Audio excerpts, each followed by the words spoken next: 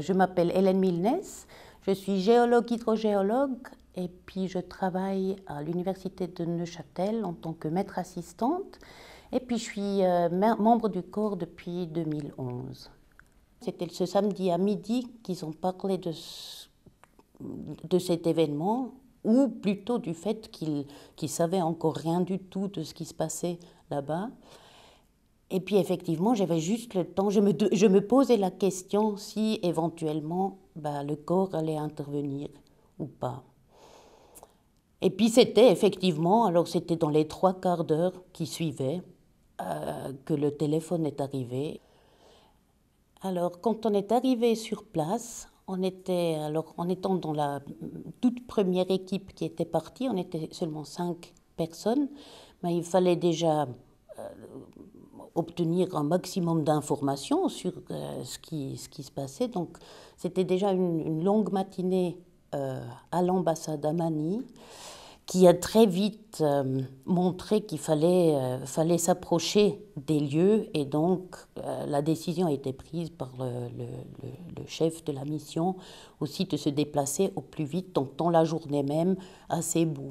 Donc ça, c'était la toute première action, donc tout le groupe était déplacé là-bas. Puis le soir même, il y avait déjà les nouveaux arrivés. Et puis le lendemain, en attendant cette nouvelle équipe qui devait arriver sur place à Cebu aussi, nous, on s'est divisé déjà en 2 groupes pour aller voir 2 des sites pour obtenir une impression de quelles pouvaient être les toutes premières actions à prendre. Il y avait seulement un puits qui fonctionnait pour 100 000 personnes. Au lieu de, normalement, c'est une dizaine de puits qui fonctionnent.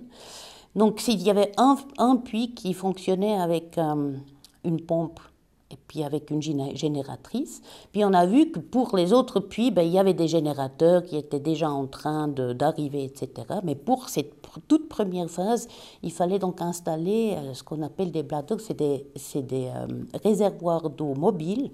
Et puis il fallait très rapidement trouver des endroits où les gens se concentrent et puis où c'est facile pour eux de venir et puis ramasser, puis trouver de l'eau potable. Et puis également un camion qui faisait la distribution pendant toute la journée. Donc quand nous, on était vraiment là à dire, alors ces réservoirs sont là, on veut juste les remplir maintenant.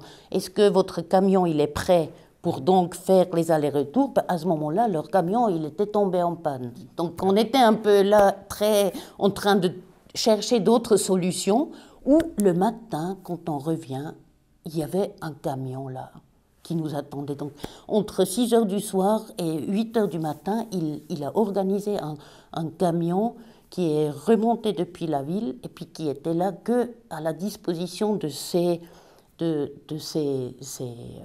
bladders et qui faisait que ça.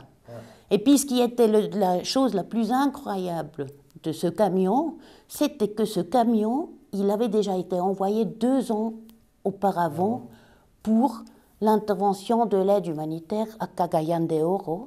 Et le camionneur, il avait encore le kit pour mesurer le chlore de la fois d'avant. Donc il avait encore le kit qu'il avait reçu du corps suisse. Et puis lui, à cette époque-là, il avait été formé à faire la chloration de son camion. Donc ça, c'était impressionnant et incroyable comme...